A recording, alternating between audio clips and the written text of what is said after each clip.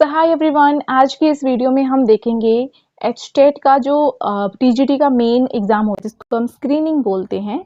उसका paper pattern क्या रहता है, उसका सिलेबस क्या रहता है एंड उसमें जो है हमें एग्जाम के लिए हमारी क्या अप्रोच होनी चाहिए, वो सारी चीज़ें हम इस क्लास में इस वीडियो में समझते हैं। ठीक है, सो इससे पहले हमने पीजीटी का कर लिया है कि पीजीटी में क्या कुछ होना चाहिए, वो मैंने बता दिया है। पीजीटी का अलग पैटर्न होता है टीजीटी और पीआरटी से, तो आप वो वीडियो ज़रूर देखना अगर आप पीजीटी के लिए एग्ज़ाम देने जा रहे हैं तो। ठीक है, okay, so should we start now? Yes. So firstly let me introduce myself. So hi everyone, this is Avinash Kumari and I warmly welcome you all on this learning platform Let's Rise. जो लोग पहली बार आए हैं make sure channel को subscribe कर लीजिए and classes अगर पसंद आती हैं तो लाइक कर दीजिए, अपने दोस्तों के साथ शेयर कर दीजिए, कुछ फॉर्मेलिटीज़ हैं ये कर दीजिए सो दैट मेरा भी मोरल जो है हाई रहे।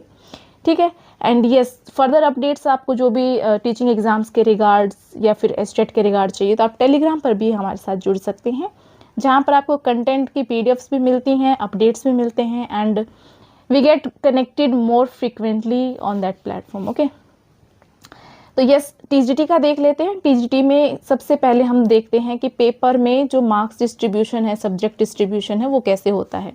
तो हमारे पास यहाँ 5 कैटेगरीज में सब्जेक्ट डिवाइडेड होते हैं। सबसे पहले सबसे ज़्यादा वेटेज रखने वाला होता है हमारा सब्जेक्ट, जिस सब्जेक्ट के लिए हम वहाँ पर बैठ रहे हैं वो सब्जेक्ट। ठीक है, मान लो जैसे किसी का इंग्लिश है, किसी का हिंदी है, किसी का साइंस है, किसी का एसएसटी है, किसी का मैथ्स है। ठीक है, तो अपने सब्जेक्ट के अकॉर्डिंग तो यहाँ 50 मार्क्स जो होते हैं वो होते हैं यहाँ पर हमारे सब्जेक्ट के, यानी 50% होता है, ये हमारा हो गया सब्जेक्ट। ठीक है, फिर हमारा हरियाणा जीके यहाँ पर पूछा जाता है जो कि 20% वेटेज रखता है एंड इसके बाद हमारा टीचिंग एप्टीट्यूड जो कि हम स्टेट क्वालिफाइंग जो एग्ज़ाम होता है उसके लिए पढ़ते हैं। ठीक है, तो वही टीचिंग एप्टीट्यूड यहाँ पर पूछा जाता है जो कि 15 नंबर का यहाँ पर होता है। ईवीएस पूछी जाती है जो कि बेसिक ही मैं कहूँगी, जो कि वनडे एग्जाम्स में जैसी पूछी जाती है वैसी ही ईवीएस पूछी जाती है जो कि 10 नंबर रखती है। तो एक तरह से आप अच्छे से स्कोर कर सकते हो, ऐसे ऐसे सब्जेक्ट्स यहाँ पर दिए हैं। रोड सेफ्टी ट्रैफिक रूल्स यहाँ पर दिए हैं जो कि 5 नंबर जिसका वेटेज रहेगा, 5% रहेगा। ठीक है, तो ये हमारे कुछ सब्जेक्ट्स हैं जो कि टीजीटी के स्क्रीनिंग एग्जाम में पूछे जाते हैं। ठीक है, यहाँ पर नोट करेंगे कोई नेगेटिव मार्किंग इसमें भी नहीं होती।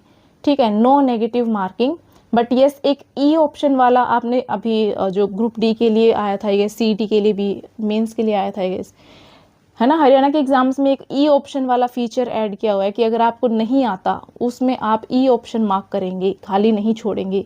अगर आपने खाली छोड़ दिया तो आपका नंबर कटेगा, अदरवाइज यहाँ पर आपका कोई भी नंबर नहीं कटेगा अगर आप सारे ऑप्शंस फिल आउट करके आते हैं। नेगेटिव मार्किंग नहीं है तो सारे ही कर देंगे। यहाँ पर देख लेते हैं अब हमारे पास जो हरियाणा जीके है उसमें 20 नंबर का कंटेंट है वो क्या क्या है। तो हमारी एक तरह से कंप्लीट हरियाणा जीके आ जाती है, हिस्ट्री, ज्योग्राफी, इसकी पॉलिटी, कल्चर, वेलफेयर स्कीम्स और करंट अफेयर्स जो भी हैं, ये सारी चीज़ें इसमें यहाँ पर कवर हो जाती हैं। टीचिंग एप्टीट्यूड की बात करें तो चाइल्ड साइकोलॉजी यहाँ पर होती है, लर्निंग थ्योरीज होती हैं, क्लासरूम पैडागोजी होती है और यहाँ पर NAP 2020 एंड RTE यानी कि नेशनल एजुकेशन पॉलिसी 2020 और राइट टू एजुकेशन एक्ट के बारे में भी यहाँ पर पूछा जाता है। फिर आता है हमारा EVS का सेक्शन जो कि 10 नंबर का होता है, जिसमें इकोलॉजी आती है, बायोडाइवर्सिटी आती है, environmental conservation, pollution control and climate change. ये कुछ टॉपिक्स हैं जो कि हमारे EVS में आते हैं, यहाँ से क्वेश्चंस फ्रेम होते हैं। रोड सेफ्टी की बात करें तो यहाँ पर ट्रैफिक के रूल्स जो हमारे रोड साइंस होते हैं, ड्राइविंग रूल्स होते हैं, मोटर व्हीकल्स एक्ट होते हैं और सेफ्टी फर्स्ट एड जो होते हैं, इनके रिगार्ड क्वेश्चंस यहाँ पर पूछे जाते हैं जिसका वेटेज 5 मार्क्स का ही होता है। ठीक है, तो ये हमारे मेन सब्जेक्ट रहेंगे। मेन सब्जेक्ट के अलावा जो कॉमन सब्जेक्ट्स हैं वो ये रहेंगे, ये हमें पढ़ने होते हैं। तो अब हमारी जो अप्रोच है वो क्या होनी चाहिए, सिलेबस आप एक बार देख लो, ये मेन चीज़ें हैं जहाँ से क्वेश्चंस बन सकते हैं, बनते हैं। हरियाणा जीके तो कंप्लीट ही आ जाएगा आपका इसमें। ठीक है, रोड सेफ्टी के लिए भी देख लो, आप स्क्रीनशॉट्स इनके ले सकते हैं।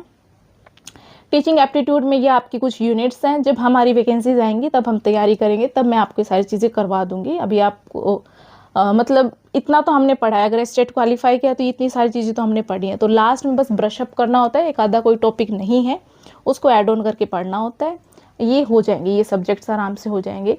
तो अब हमें क्या करना है, अब हमें एक अपना टारगेट लेके चल रहे हैं कि हमें कितना स्कोर करना है। ठीक है, तो भाई 50 क्वेश्चन है तो 50 नंबर के ही यहाँ पर हैं। 50 में से हमें एटलीस्ट 42 तो स्कोर करना ही है, 42 प्लस हमें स्कोर करके चलना है। ठीक है, क्योंकि आपको पता है कि भाई एस्टेट क्वालिफाई करके लोग यहाँ पर पहुँचे हैं, मेंस तक पहुँचे हैं, तो सब एक पेज पर है अब। तो यहाँ पर कट थ्रोट कंपटीशन होगा। जो अब अपने सब्जेक्ट पे काम करेगा, अपने नॉलेज पे अच्छे से काम करेगा, वही यहाँ पर मेरिट में आएगा। एंड यस, यहाँ पर मेरिट में जो बच्चा आएगा, जो टॉप पर आएंगे वैकेंसीज के अकॉर्डिंग, उतने ही लोगों को लिया जाएगा। तो यहाँ मेरिट बेस में आपको पता ही है कंपटीशन कितना हाई हो जाता है, ठीक है। यहाँ पर हम हरियाणा जीके की बात करें तो यहाँ पे 16+ का टारगेट लेके चलेंगे। पैडागोजी की बात करेंगे तो 12+, क्योंकि हमारा 15 नंबर का ही पूछा जाता है। 10 नंबर का ईवीएस आता है तो उसमें 8+ लेके चलेंगे। और ट्रैफिक रूल्स वाला जो सब्जेक्ट है वहाँ से हम 5 में से 4+ लेके चलेंगे। इतना तो है ना, ये ऐसे सब्जेक्ट्स हैं जिनमें हम आराम से स्कोर कर सकते हैं, इतना कोई डरने वाली बात नहीं है। तो आप हरियाणा जीके पर अभी से थोड़ा ध्यान देना स्टार्ट कर दीजिए, हरियाणा जीके पढ़ते रहिए, ठीक है। हरियाणा जीके क्योंकि बहुत वास्ट है, एक बार अच्छे से कर ली तो बस आपको रिवीजन ही करना होता है। फिर रही बात सब्जेक्ट की, अगर आप ऑलरेडी टीचर हैं, कहीं पढ़ा रहे हैं, तो आपका अपने सब्जेक्ट पर कमांड होगा। एंड यस, ऑब्जेक्टिव ही होता है ये, ठीक है, हमारा ऑब्जेक्टिव ही होता है, नेगेटिव मार्किंग इसमें नहीं होती है।